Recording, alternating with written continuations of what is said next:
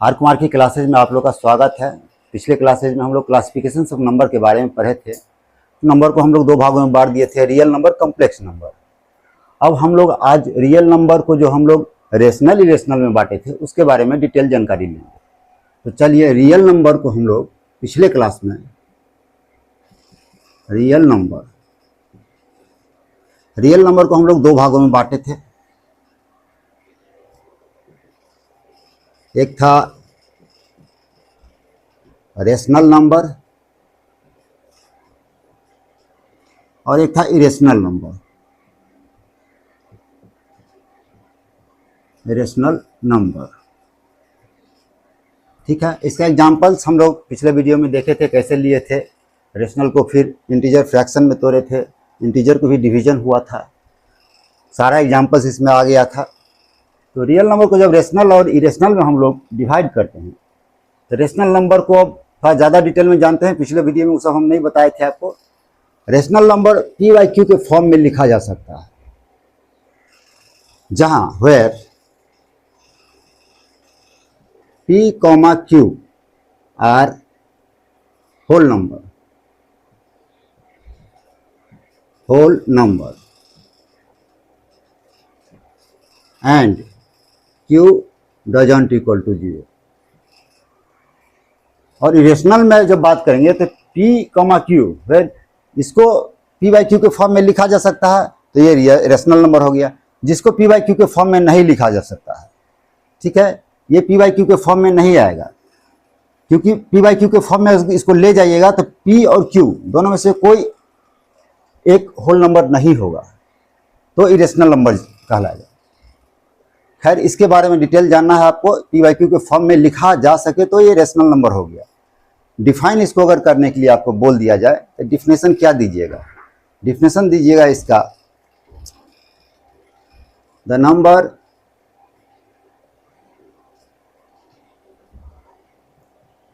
which can be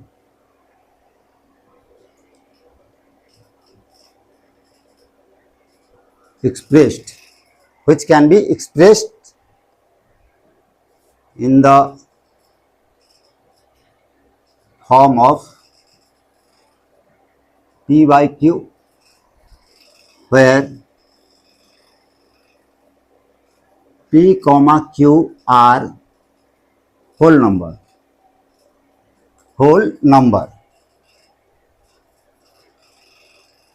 and Q doesn't equal to 0। यहाँ Q doesn't equal to 0 क्यों आया? कि अगर किसी भी नंबर के नीचे में 0 दे देते हैं आप, तो 0 उसको इन्फिनिटी की तरफ ले जाएगा। जैसे कि आप 1/0 लिखते हैं तो ये 1/0 लिखते हैं तो ये क्या हो जाएगा? ये तो इन्फिनिटी हो जाएगा। खैर, इन्फिनिटी की तरफ नहीं जाना चाहिए। Q doesn't equal to 0, 0 होना ही नहीं चाहिए।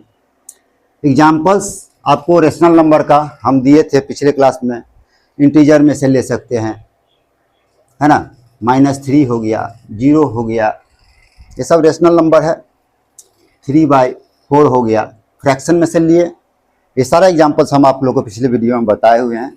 ये सारा P बाई Q के फॉर्म में लिखा जा सकता है, क्योंकि ये तो P बाई Q के फॉर्म में है। 1 को हम चाहेंगे तो 1/1 लिख देंगे, 3 को है तो -3/1 लिख देंगे, 0 है तो 0 के नीचे में हम कोई भी नंबर डाल देंगे तो वो 0 ही होगा।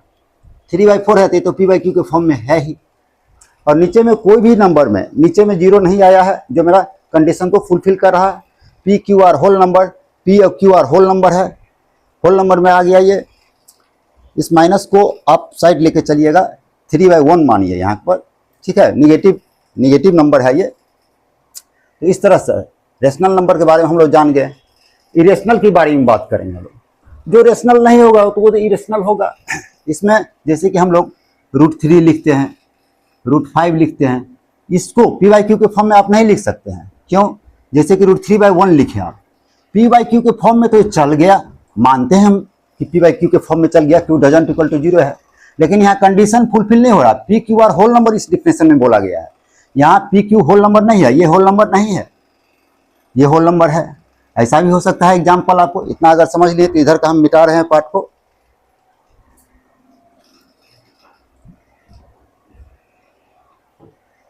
अब जैसे कि √3/1 है, ऐसा भी हो सकता है एग्जाम्पल इसका।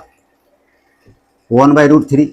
यहाँ पर भी पी बाई क्यू के फॉर्म में आप सोच के आप कह सकते हैं कि ये तो पी बाई क्यू के फॉर्म में है, लेकिन पी बाई क्यू के फॉर्म में है तो यहाँ कंडीशन डाला गया है कि P Q are whole number. यहाँ पी क्यू होल नंबर नहीं हो रहा है क्योंकि ये आपका होल नंबर है, तो ये तो होल नंबर नहीं हुआ। उसी तरह से तीसरा एग्जाम्पल आप √2/√3 ले लेते हैं। क्या हुआ इसमें? इसमें तो आपको देख रहे हैं दोनों ही जो है, दोनों ही होल नंबर नहीं है, ये सारा इरेशनल नंबर हुआ। इरेशनल नंबर नॉन टर्मिनेटिंग होता है ऑलवेज। इरेशनल नंबर क्या होता है? ऑलवेज नॉन टर्मिनेटिंग, रिपीटिंग होता है। अर्थात इसको आप तोड़िएगा √2 को, √3 को, ये सारा रिपीटिंग में जाएगा।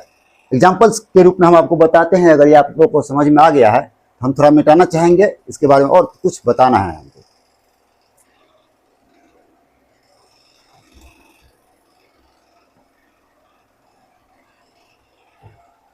अब इसके बारे में बात करते हैं हम लोग, इरेशनल के बारे में। ये ऑलवेज रिपीटिंग होता है, ऑलवेज रिपीटिंग। ऑलवेज रिपीटिंग का मतलब क्या हुआ? ठीक है, तो आप जैसे कि √2 को तोड़ते हैं, √3 को तोड़ते हैं, √5 को तोड़ते हैं, √7 को तोड़ते हैं, इस सब का वैल्यू क्या होगा? इस सब का वैल्यू के बारे में बात करेंगे और हम लोग इसका वैल्यू क्या होगा? ऑलवेज रिपीटिंग होगा। आप लोग इसका वैल्यू कैलकुलेट करिए, पता करिए। हम कैलकुलेटर से डाल देते हैं।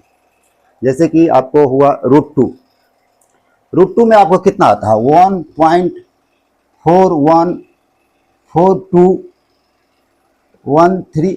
सॉरी, ऑलवेज रिपीटिंग नहीं लिखेंगे, इसको हम लोग लिखेंगे ऑलवेज नॉन टर्मिनेटिंग।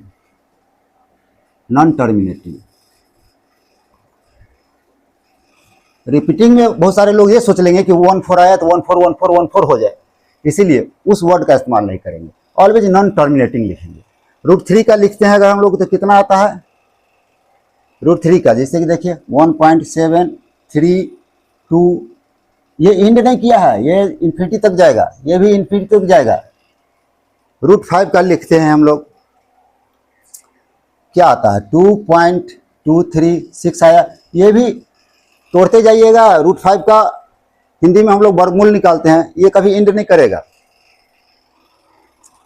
√7 का 2.6457 इस तरह से आया। ये सारा क्या है? नॉन टर्मिनेटिंग है। इरेशनल नंबर हमेशा ही नॉन टर्मिनेटिंग होता है। अब रेशनल की बारे में बात करते हैं तो ये टर्मिनेटिंग नॉन टर्मिनेटिंग की बात तो इसमें भी आता होगा। तो देखिए, इसका 2 पार्ट हम लोग पढ़े थे।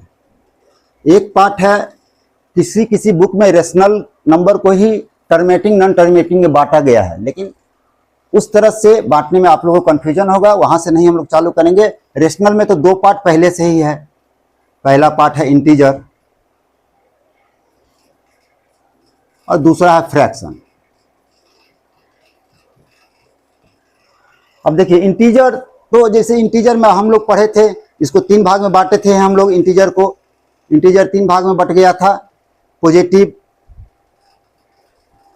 0, निगेटिव। और पॉजिटिव 1 2 3 को हम लोग बोले थे, 0 में 0 आ गया, निगेटिव में -1 -2 -3। ये सब नंबर जो है एक तरह से होल नंबर ही है। ये नंबर सब में हम लोग टर्मिनेटिंग नॉन टर्मिनेटिंग के बारे में बात करना व्यर्थ है, क्योंकि इसके बाद में पॉइंट है नहीं। पॉइंट जब आएगा तब हम लोग उसको टर्मिनेटिंग नॉन टर्मिनेटिंग में ले जाएंगे। यहाँ पर हम लोग ऑलवेज नॉन टर्मिनेटिंग देखे थे। यहाँ पर रेशनल नंबर में जो 2 पार्ट है, इसमें से एक पार्ट फ्रैक्शन है। ये फ्रैक्शन टर्मिनेटिंग भी हो सकता है और नॉन टर्मिनेटिंग भी हो सकता है। इसीलिए अब हम लोग फ्रैक्शन को टर्मिनेटिंग नॉन टर्मिनेटिंग में ले जाएंगे। इस बोर्ड को आप लोग क्लियर करिए। अब हम लोग फ्रैक्शन को जो है टर्मिनेटिंग नॉन टर्मिनेटिंग में ले जाएंगे। ये जो होता है 2 तरह का होता है, टर्मिनेटिंग नॉन टर्मिनेटिंग।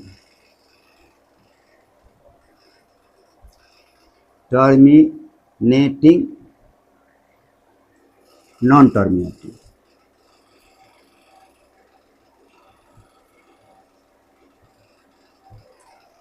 एग्जाम्पल्स में जैसे कि इसको हम 2.53 लिखें, ये टर्मिनेट कर रहा है।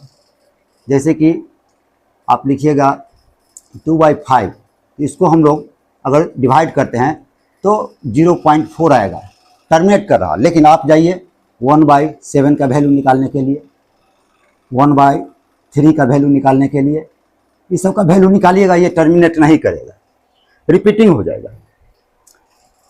एग्जाम्पल्स हम लोग यहाँ पर लिख देते हैं, इसका वैल्यू क्या होता है।